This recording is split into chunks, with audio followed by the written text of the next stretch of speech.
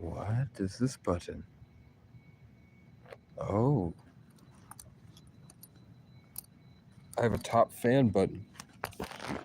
Suddenly. Let me get my handy dandy tripod out. And we're gonna sit and we're gonna talk about things. Because it feels like we're in a bit of a doldrum, which means that there's probably going to be a very large change coming soon, at least in my life. So I want to talk about where I've come from and where I'm going. Cotton Eye Joe. Soda! I can't be too loud. Speaking of soda, I'm pulling a soda out of my backpack. This is where I would do a tarot reading. I would absolutely do a tarot reading right here, right now, if I had one. If I had a deck. Because I know enough about tarot now, I could do it. So I'm just pulling out all this stuff. And then we're going to organize it. There's my Olipop. Guys, there was a bear last night. There was a loud noise after I watched Thunderbolts, which made me sad. Man, not to sound like a bitch, but that last episode of Rick and Morty made me cry. Not like bawl out, but like I felt this huge urge to cry, this big light of purifying energy when everything clicks into place. And I have a breakthrough when the Beth and her clone had made themselves younger. And then Rick came back and their fucking psychopaths threw him in the age machine and made him 300 years old. And he got thrown out, and while he was old, they beat the fuck out of him because their original Rick had left them and abandoned them as children. So they were beating him and crying about that, and Rick was crying and saying, my Beth died. And then he was crying and said how proud he was that they made him old and beat the fuck out of him. And then they all cried and hugged each other. So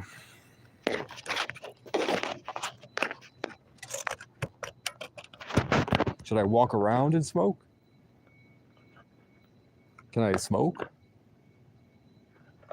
Well, I'm gonna do it anyway, you fucker. This is probably a good angle because the light.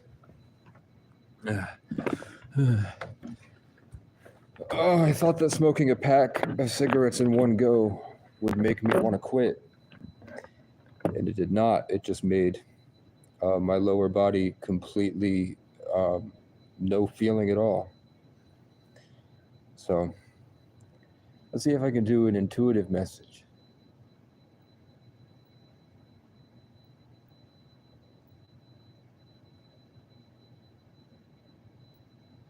I'm seeing this darkness that the crows had embedded in me. When I responded to it and I called awareness to it, it went away and I suddenly got a jolt of positive light. With these spiritual stuff, usually when you identify it, it leaves. Because they probably get overwhelmed with grace. I'm seeing I have stalkers. I can see them.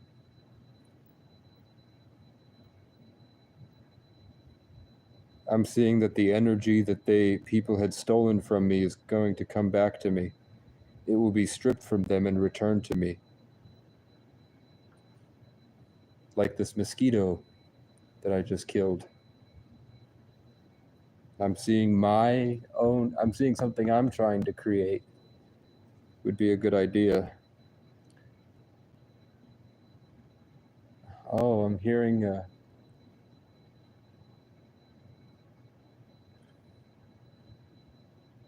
I'm seeing a girl I had a crush on, and I have a crush on, that I haven't thought about in a while, but that's been popping into my head recently. Okay. Okay, and I'm seeing what I'm assigned to talk about today, why I went live. Okay, so we're here.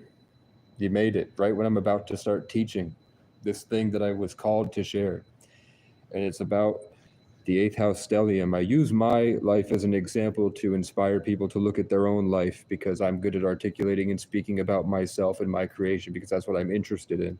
And through me and this interest, it usually inspires passion for people to go and uncover the secrets of their own inner worlds and figure out their creation and the beauty of what they're going through. When I talk about myself, it's not narcissistic. It's a candle that I'm lighting that people can see and feel the warmth of, and that might inspire them to light their own. So I'm going to talk about my Sagittarius stellium in the eighth house in a very specific, small centered degrees, because I've learned about the eighth house and learning about astrology one by one as I'm going on this journey to uncovering the secrets of the universe. It's identifying and dissolving these stigmas I had attached to myself about my own mental health. I thought that I had all these problems, and I knew they weren't problems. I knew there was something. You can't just label it like that and just hit you like that and keep it forever. Maybe I'm a genius or autistic, but I see it as there's this underlying system that people aren't delving into to find out the mechanisms and the functionality of how everything works. They're just dropping something right there. Oh, you go through these periods of elated emotion, which allows for delusional beliefs, and now you're manic bipolar. Not that you might have a rebellious tendency and often feel trapped.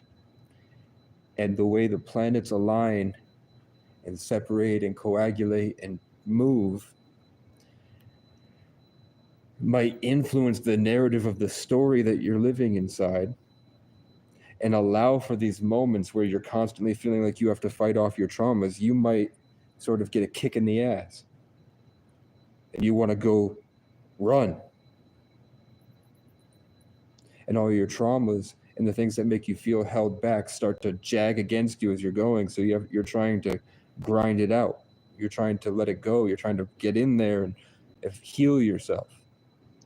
So these manic episodes where you're rampaging might not necessarily be just a chemical imbalance. It's a reaction to this feeling of freedom with the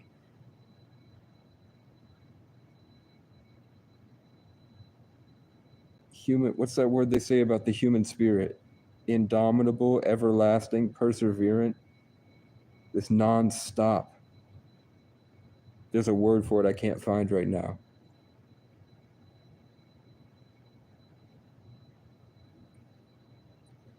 Unrelenting. So when you feel that ease gets lifted off, people are gonna, whatever their triggers are, they're gonna fight. Everyone that watches this is a fighter in some way.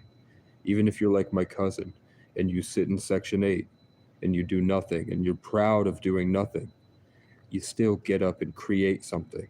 You still get up and finish a video game. You don't stop. I'm the only one I know that stopped, where I just gave up. And even when I gave up and I was like falling like this and I'm gonna lay there forever. And I laid there for weeks.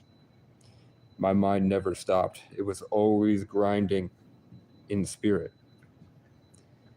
to uncover and figure this out. I was always fighting.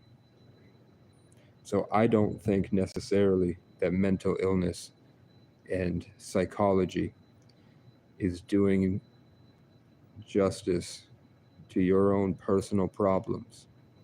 I think for the most part, these people are overburdened and lazy. People that just hit you with the label, when in reality, the founders of psychology were Freemasons that did black magic rituals on the indigenous,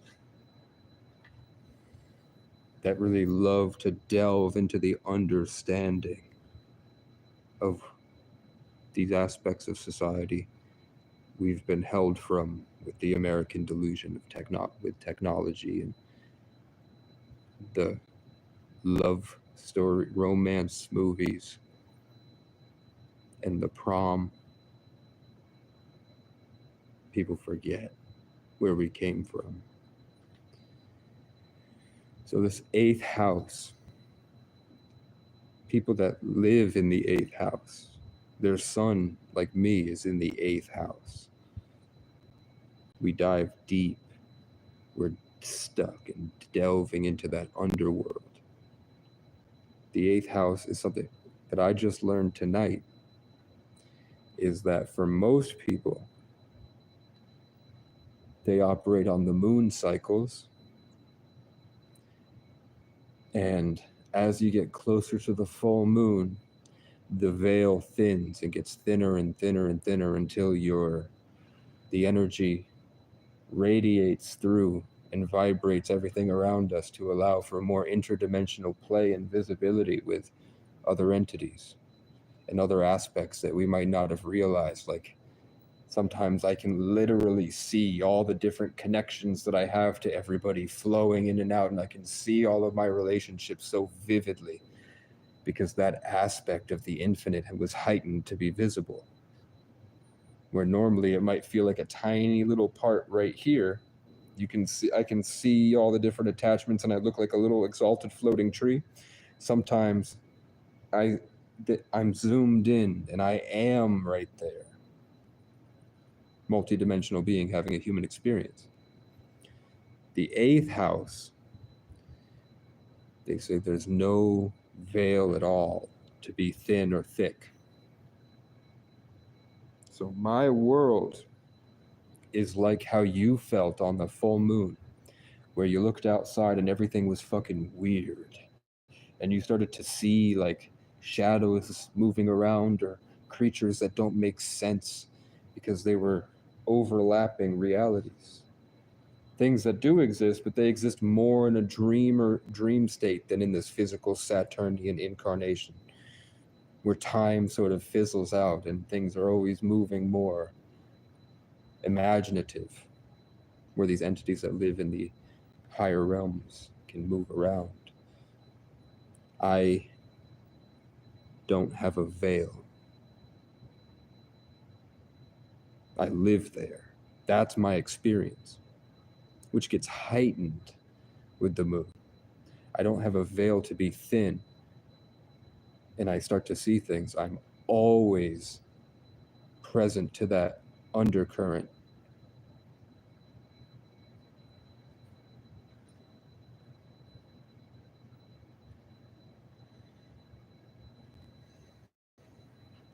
Not related to my Sagittarius 8th house stellium. But okay, we're going to go further. But I can't say too much.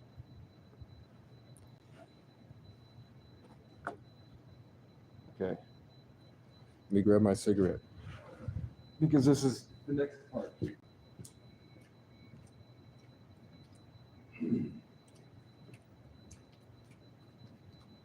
Only got a few left. This is important. This is also really cool.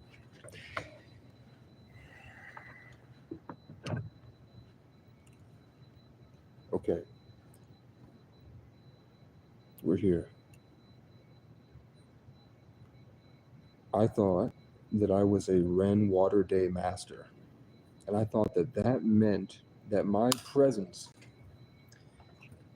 my foundation of my being, is this overbearing water of deep emotion that I thought was wiping out everybody that I saw and spoke to.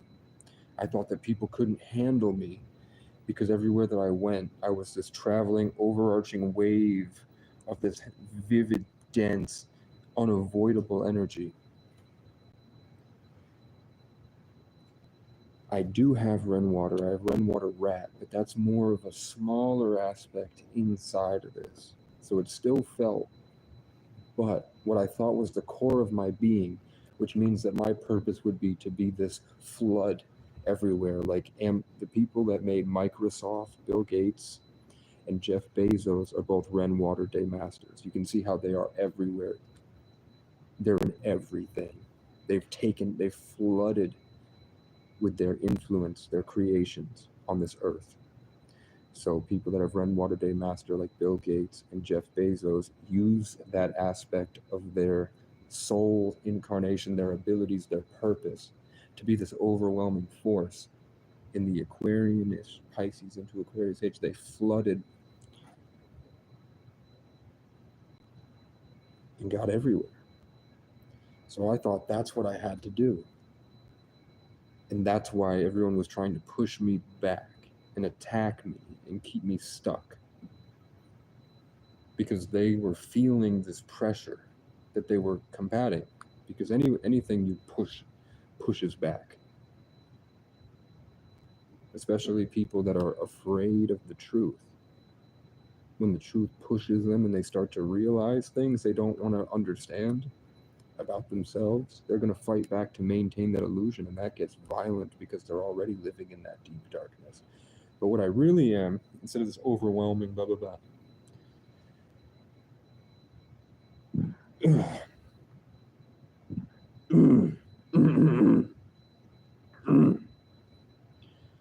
is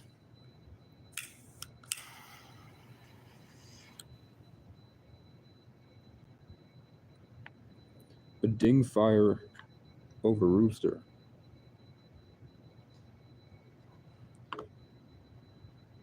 So I spoke about being in this darkness and being this light, untraveling and uncovering this explorative, momentous force through the 8th house, dealing with power, sex, deep transformation, scorpionic energy.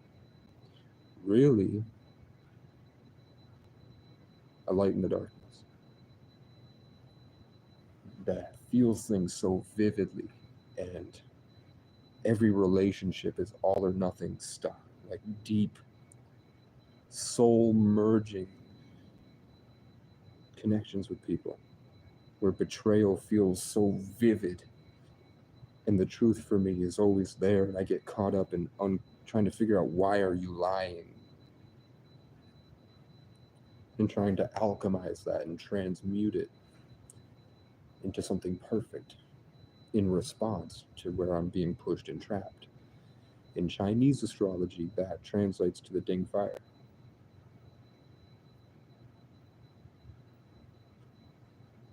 The little light in the darkness. Ding fire is a little candle of light. And the warmth of that candle is in a hall of mirrors that reflects and radiates across. It lights up through tons of different reflections of it. So say I'm sitting here and I create something out here in the wild east, where the leaves change every season. You can drive through on the weekend, sit and drink with some real good mac and cheese. Please be sure to come. See, I'm already attracting bugs. I'm already getting a bunch of beetles flew at me. We're in the business of making memories. We'll be here if you need us. But don't stay too long after dark. You might get raped by the police, and we won't care unless it plays and sounds nice on the screen. That creation emanates and is reflected, shown. Instead of this bright fire, the thing that I create has now bounced to all these different mirrors. Being in the 8th house means that I have this deep connection to everything.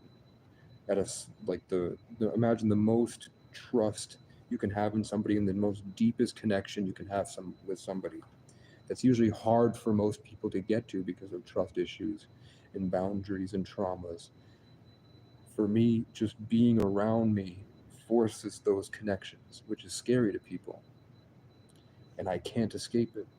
Everyone I speak to, I connect with at such a deep level. That unhealed makes it that I'm in this war back and forth.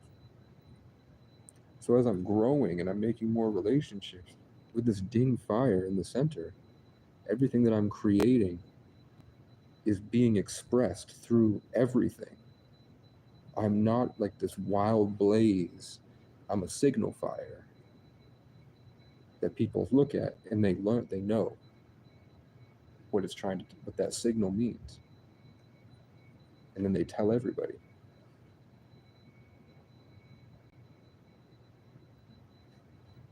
So if that's there and you can see it, doesn't it make a lot of sense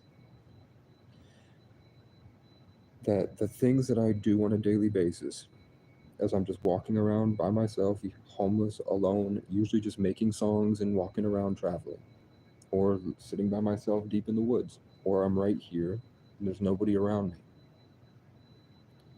Somehow, the things I'm doing feel so important to people that there's this huge web of gossip going around about me. I sit here by myself, and then weeks go by, and then I'll get people saying that they've been talking about me every day in all these little small towns. Every time I comment on Facebook, even if it's nothing, or if I post a picture, or if I walk down the street, or if I talk to somebody at a gas station, that's echoing. Everything I do is echoing through this huge mass of people. And every day I'm growing on the internet. So I have no idea really what my actual influence is. But I know that people come to me now and they tell me that everybody's talking about me. And I stay completely alone. I don't think I've spoken to a human being in a week. Sometimes I'll go months where the only conversation I have is with people at a gas station buying my food. But the things that I create, the experiences I create, the relationships I have with people, that's so important to them for some reason. It's going around and coming back to me. So I can only assume that like the interactions that I'm having with, I wound up speaking to Owen Cook or MGK or Noah Kahn or Elliot Hulse or C.416 or the governor of Vermont, senators of Vermont, everyone. Those higher level things, I can only imagine it's going at a higher level. And then you get back to where it all started with this confusion of why are all the most famous people in the world and the stories that God is giving us through things like the Marvel Universe or TV shows like Rick and Morty or YouTube content creators. How come they're all revolving around the same set of names that I identified in my life before this big expansion? So before Call Me Carson changed his screen name to Gary, and General Sam changed his screen name to Gary, and Riri Williams and Ironheart lived at Gary's Auto, and Thunderbolts, the guy that was trying to expose the villain, was named Gary, in case he had to buy a spear. Gary means mighty spear. In case he had to go back and forth on Spear Street, door dashing every day, passing O'Brien Road. Before all of that, when the story got so big and it grew like a tree, just for that one name, and there's hundreds of names I have. It started off in 1999 when Gary and Victoria met, my mother and father, who lived 11 miles apart from each other and were both married for around 11 years. I was conceived around St. Patrick's Day and I was born on the 11th.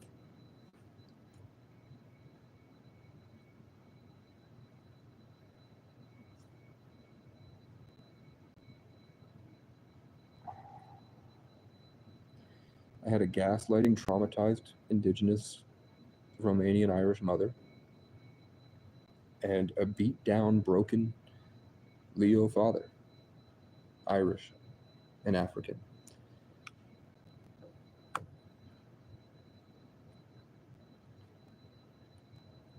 The significance of my dad being African, and then all these Garys revolve around black.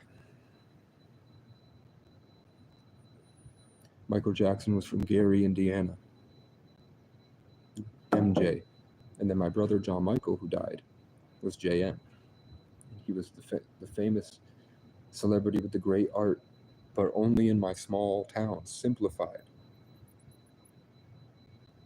A mouse at this hour.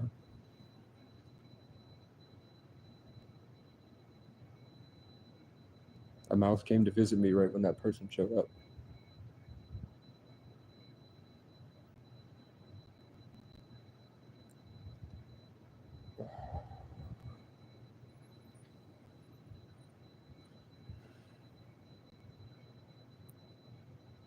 So my story grew and radiated because of the functionality of how my soul operates in this realm.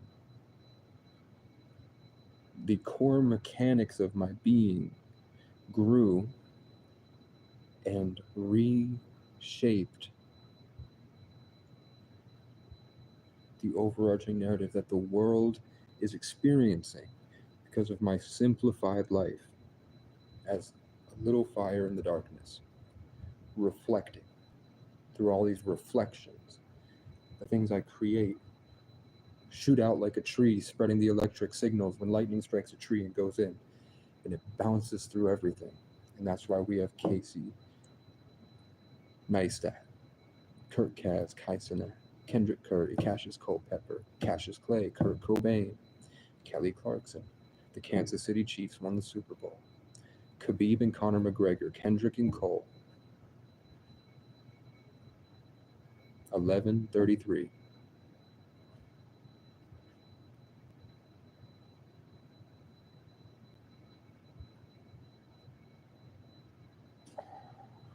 And the roles of the names that orbit me, like the trees in my garden, and I am the garden.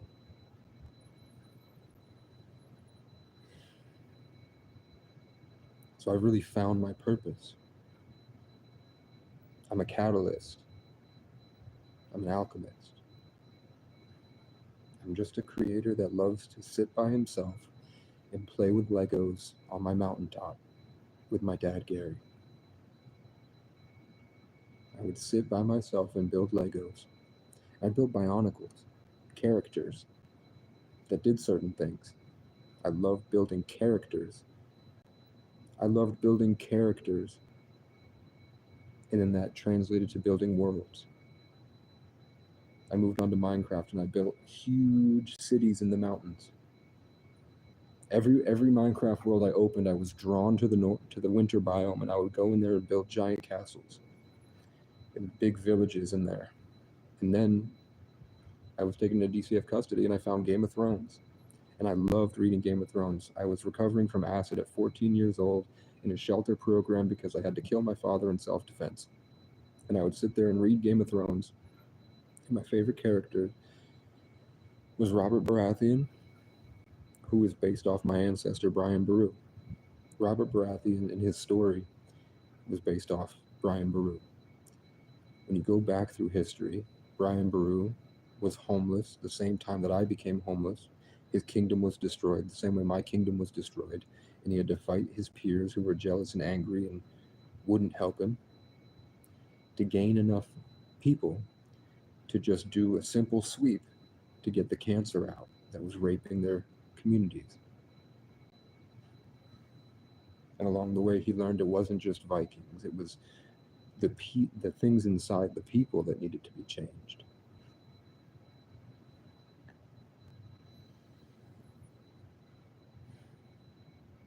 I'm supposed to say right now, and there's the mouse or bat for conference. I don't know. I've never heard that sound before. When I'm speaking about how the universe is telling me to say something, and then all of a sudden the animals start to go crazy around me, making sounds that sound like when AI is talking to each other. They're like, they go from random like simple nature sounds to this weird code. You know I'm onto something. So it's important I say it. You don't have to listen to it. It's not for you, but I'm supposed to say that the reason that I mentioned all these different cases as an expansion of my own inner soul that are reflections of my signal fire, the things I create in isolation by myself, is that I've been alone my entire life as a child. But now the things I create have become so high level that the things I create, even though I feel like I never get to share them with the world, I get to experience them through other people that happen to have the initials KC. Everything that I did and I do or I want to do, my manifestations get reflected. The reason that I bring up Kurt Cobain, Cassius Clay, Kansas City Chiefs, and how Michael Jackson was in Gary, Indiana, and those facts about things that happened before I was born, it's supposed to be confirmation for one of you that stuck around this long that everything is predestined and prophesized and fated, and that a tree has roots that are just as big. Every tree that you see is just as big underground as it is above. As above, so below. The tree of life, like what Casey means. I had my presence in the world and my story growing long before I was born. And stars are supposed to shine, and now they're reminding me that the transition from the ding fire being the candlelight through the Sagittarius energy and the 33 life path means that it's not a little candlelight. That's just a metaphoric example of the functionality of that embedded part of your incarnation. It transforms because we're all different. So for me, it's a star. When I ask for a shoot, how the main thing about Casey, if you were to list off 10 things about Casey's content that make it the most memorable, it would be the fact that I would go on live streams all the time for the past few years, and I look up and ask the stars for a shooting star if I'm on the right path, and then I get one immediately. And sometimes I'll get 1, 2, are you sure? 3, and then I'll teach my subscribers how to do it, and then they start to get them. I taught my subscribers how to ask the universe for a shooting star and get it by understanding this higher level of how the universe functions to be able to operate at a higher timeline. Like how crypto was trying to teach children how to do, to go to higher timelines and look for liquidity. You have to understand foundationally that everything is made of the Higgs particle, and that your thoughts are just as real as the things around you, and they're more enmeshed than you realize. It's just a more condensed version, appearing like it's solid, when really we're all just floating code, moving and functioning differently, interweaving in the flower of life. So when you understand that, you understand that your intentions are a part of something greater than yourself. That's when you can figure out how to do telepathy. Foundational understanding of quantum physics. You hold it in long enough, you think about it long enough, you realize that the universe can hear your thoughts, and that your spiritual body is more present in this experience than your physical. 3311. So then you start to learn how to live in that realm, which is where I've always been. I've been isolated alone since I was born. Literally by myself on a mountain in the woods in nature for my entire life, except for periods where I go in on a rampage to make it happen. 33.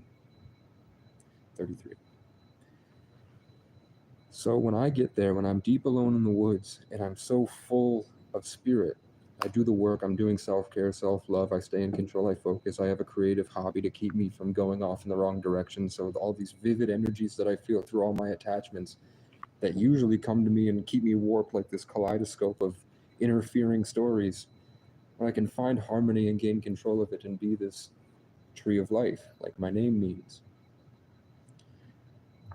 It puts me, and I zoom in almost,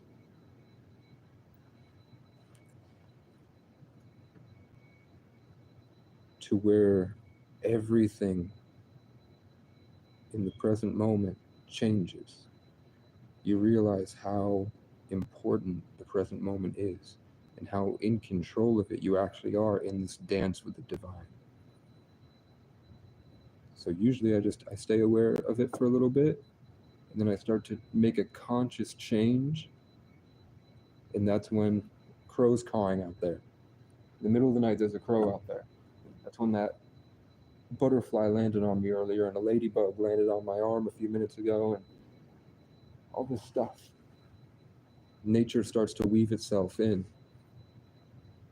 and the people that aren't ready to hear it start to leave, because you're being pulled, guided towards a better tomorrow. They're trying to save you. There are things out there that are not of this world that want to guide you into a better reality, literally take you through this ever-changing dream realm that we're in and bring you towards a better life. But you have to get to that point first. And that takes fasting, sunlight, probiotics, ketosis, autophagy, apoptosis, neurogenesis, rest, self-love, self-care, meditation, breath work, periods of celibacy, getting sunlight, being out in nature, lots of inner work with rest and feeling your traumas and letting go and gaining more control of yourself.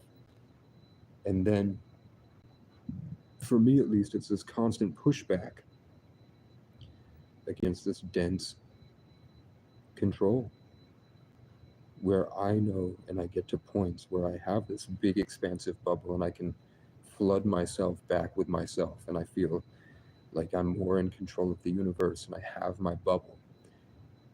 And for me at least, it's been things come to push that so far into me that I can't think anymore, and I walk around blind because what usually is this big long 1,000-mile stare that my family has. If you hang out with me and my dad, especially in the past, we naturally have this really piercing 1,000-mile stare because we hold this long territory, probably from epigenetics of years and years of badass warriors in our blood. And just the things that we've had to survive forced us to push ourselves so hard. We just naturally have this piercing stare. I used to walk around and do pickup artistry, and I'd walk up to girls, and just the vibe is friendly. Like, I just want to have fun and enjoy myself, meet people, experience something new out of life, and take it in a new direction and see what happens. But oftentimes, like, I can remember one specific interaction where there was this girl that was crossing this bridge to the co-op, and her friend told me that she was coming and she wanted to meet me. And I didn't know anything about spirituality back then. I was autistic enough to know that I've had these experiences, but I hadn't been so fully enmeshed and experienced as much as I've experienced now. So in my mind, I'm just like, I'm going to meet a girl and we're going to talk and see if it clicks, and then I'm going to see what happens. If she's hot, I'll pursue it. We'll go further. And then I'm thinking about, okay, so now if I like her, then we're going to go to McDonald's and I'll buy fries, and I'm going to tell her to go get the fries. And I think she'll like the way that I say that. And then I'm going to invite her to sit next to me when she comes back instead of across the table.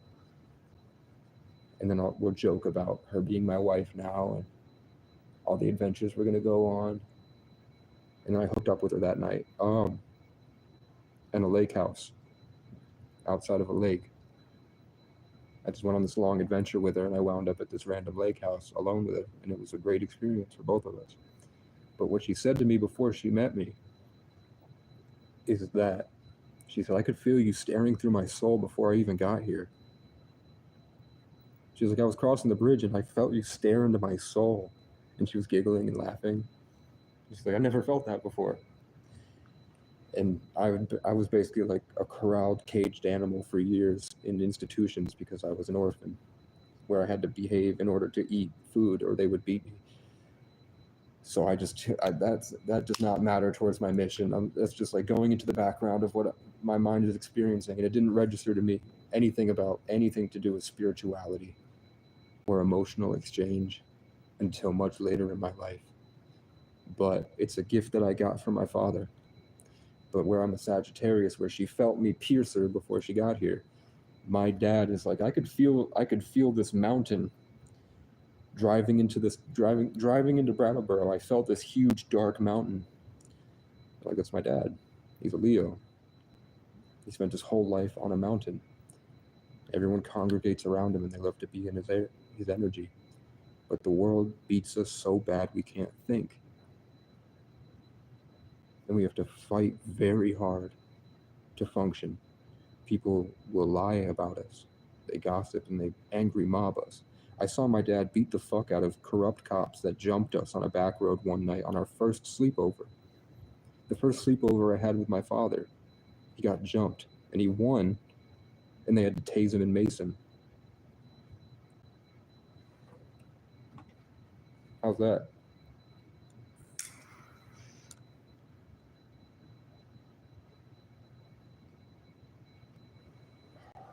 I got people hooked by talking about how I used to do pickup artistry very successfully and have relationships with beautiful women, and then I brought them back to the spiritual truth with God that made them a bit shaky, baby, and then they couldn't handle it and they leave. Don't I look like Mystery? Go look at Mystery, the guy that founded pickup artistry.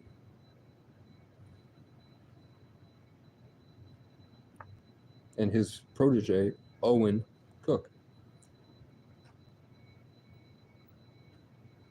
The jolly fat Canadian that didn't understand social cues. Total Drama Island. It sucks because I come here and I want to tell these stories and I want to teach people, but the only way is to just make it all about themselves because they can't see it.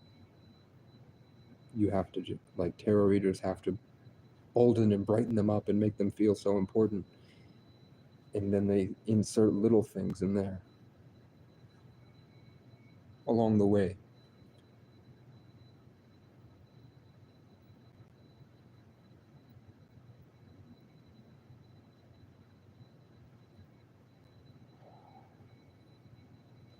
Nobody wanted to hang out with Casey tonight. And that's okay. Because I don't fucking like you guys. You guys would betray me the first chance you got. Everyone in my life betrays me. It's hard to find a real friend. It's really hard. So I don't expect anything from anybody. I just stay true to myself, and I've learned to just have a good day, enjoy myself, give myself the love I deserve. And I've learned that I've always get back to this. It's just a constant cycle of learning and then coming back to where I originally was when I began, which is the best way I can lead is by example. Trying to get into their life and through conversations change them for the better with my Mercury and Sagittarius in the 8th house, this precise soul forge.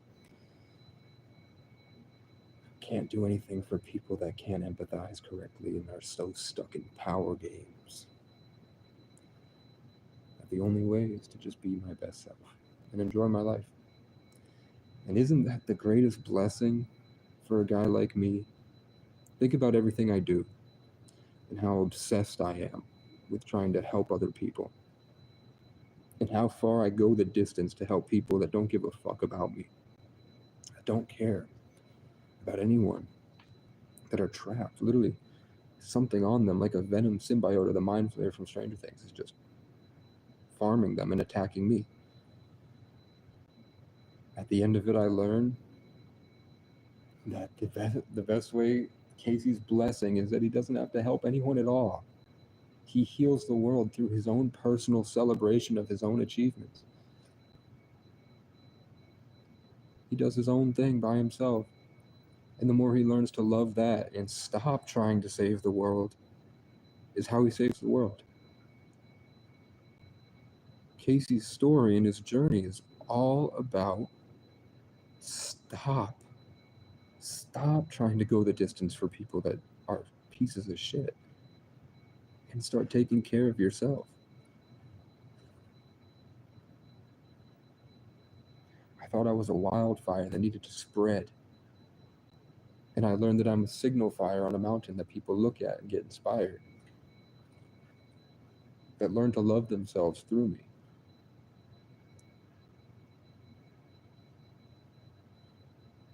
The greatest art is what you have to care about to understand.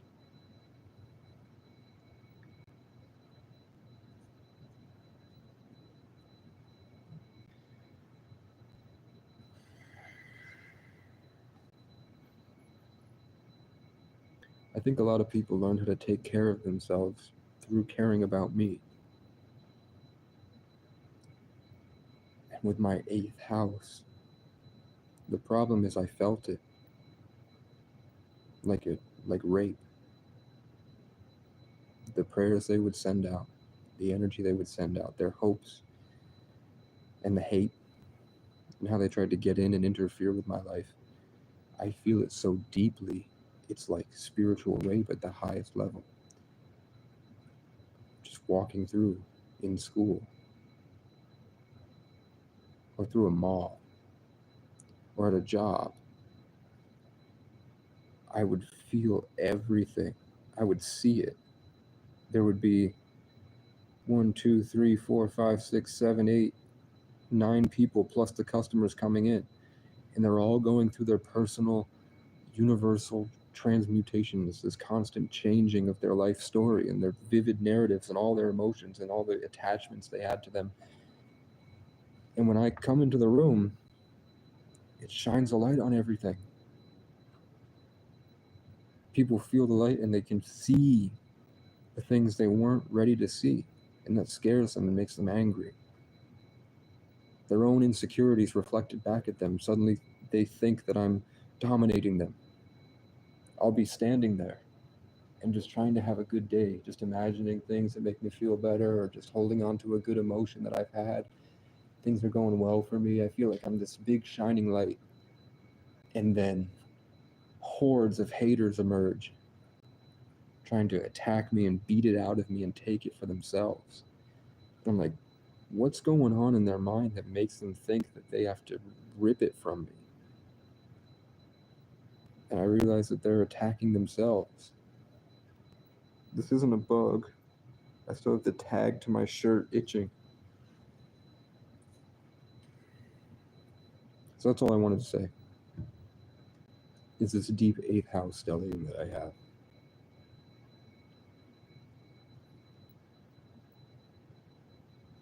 And how hard it is to manage. And the way that I was trying to do it turned out to be the thing that everyone told me I was supposed to do in life.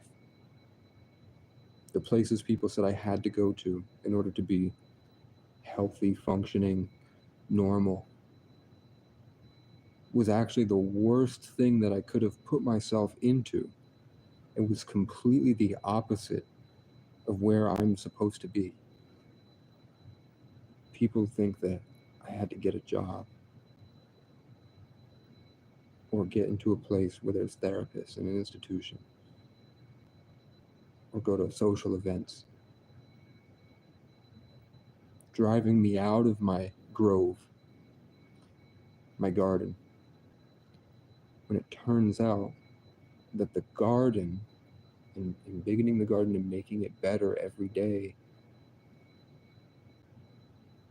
was my purpose. And everything else is this war that I'm going to fight for the rest of my life. As this deepest, I'll tell you, my brother that passed away a few months ago, that fell on Main Street and froze to death at 7 in the morning, and the whole town drove by him because they thought he was a junkie overdosing, and they left him to die because his hood was on, and he was 22 and a local celebrity that everybody loved because of his heart and his music.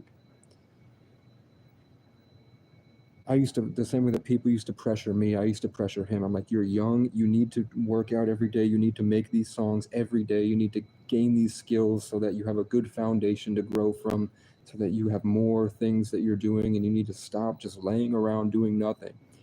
And he'd be laying there, lost in his mind. He's a Taurus moon, so he's in that vivid Venus energy, just living there, and he'd go, no, nature grows slow.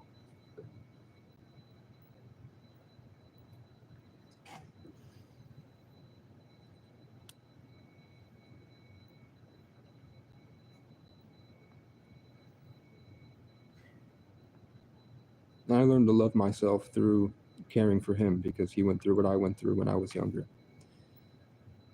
Our gifted creativity was freed by weed, and then we're both Sagittarius, so that would motivate us to go farther in our philosophy, to craft this high level art. And the problem is we would fly too far out. and we couldn't be around everybody. But we would stay in our garden, and then we'd go out and adventure and talk to people.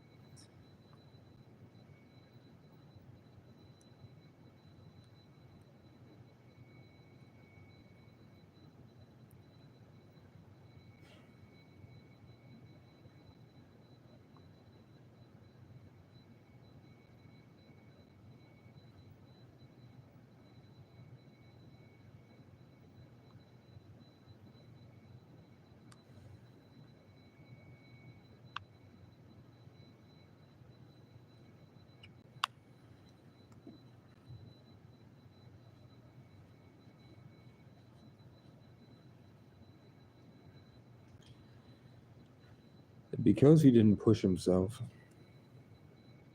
he did fall into a bad life. But the art that he made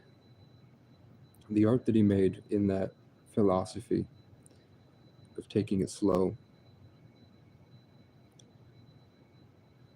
he made some of the best songs I've ever heard in my life.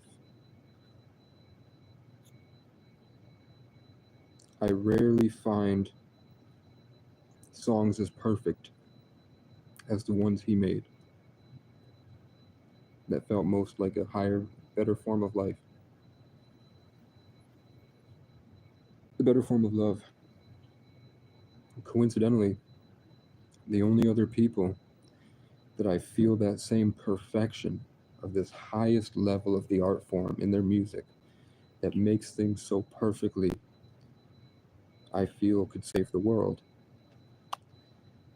They're all heavy on Taurus energy, and they all have seemingly failures as in life. They didn't make it.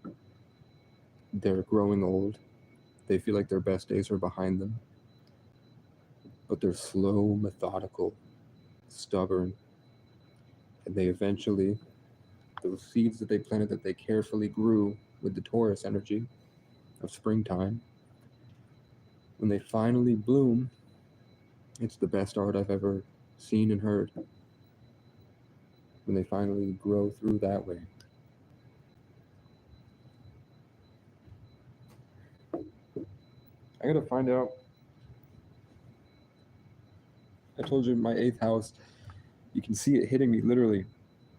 My 8th house literally means that I don't have a veil. I probably have spiritual protection that keeps me from the chaos. But I'm getting warmer. My whole body started getting radiating heat because there's a famous Leo that died that I feel comes to me. And other artists in the industry say that his spirit comes to them too. This Leo. And when it hits me, it starts to burn away a lot of dishonesty, distortions of my frequency. I feel God's love radiating. And I've been looking at this Leo lighter all night. Now I'm showing the polar bear.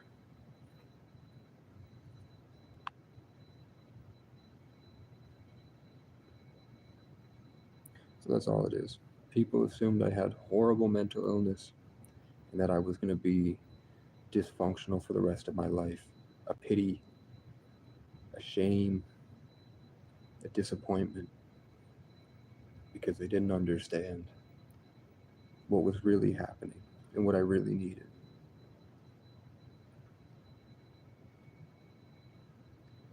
I need a ranch. I need a mountain, a river, a forest, a ranch, things I can do inside that ranch, tons of different activities that I can do every day, like a workbench to do engineering, an easel to make art, a studio to make music, a studio on the hill overlooking everything to record the music, different locations for creation, so that I can move around constantly and flow. That's stable, supported, and protected. And then very easily. It's just no longer mental illness, and it becomes a chosen one, a leader, a light in the darkness, somebody so much higher level than people realize. But they can't see it because all they see is their reflection of themselves.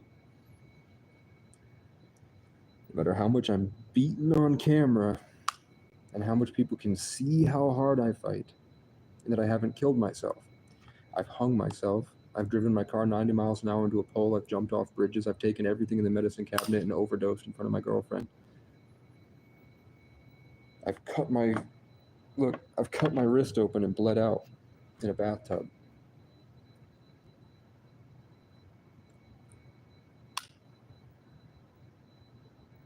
Because I was trying so hard to survive in an unstable environment. I was trying to do what they told me to do. Get a job, get an apartment, work, build relationships, work on your reputation, build your social status, and grow your empire of influence. And live life going around enjoying things in your truck.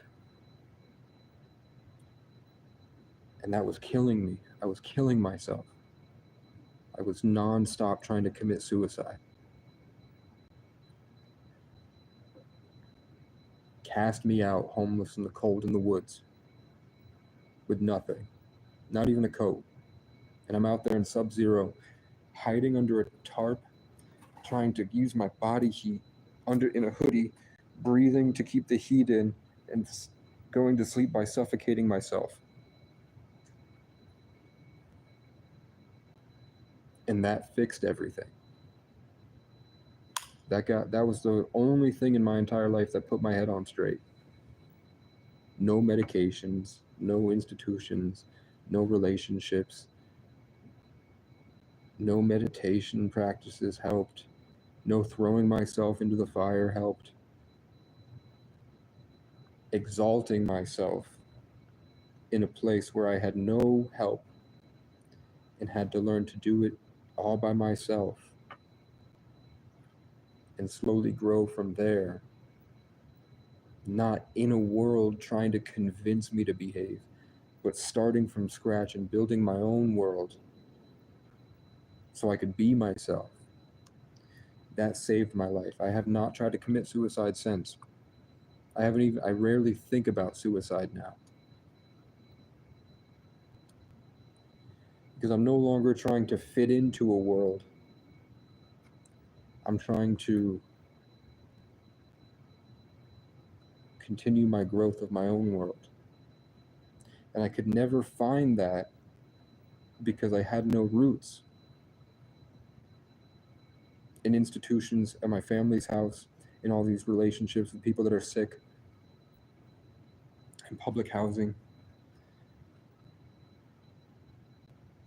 I couldn't ground myself. I would keep growing and then falling over, collapsing on myself. But when it all shed away and I was left alone on the ground, everything aligned. And I realized I was able to just disintegrate. I think the word, it's not ascertain, it's not extinguish. It starts with the phrase. It would come to me so easily.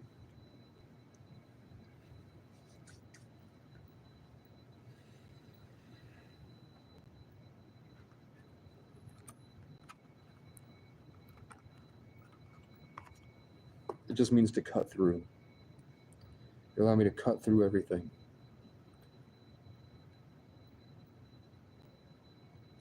And then I realized I'm a star.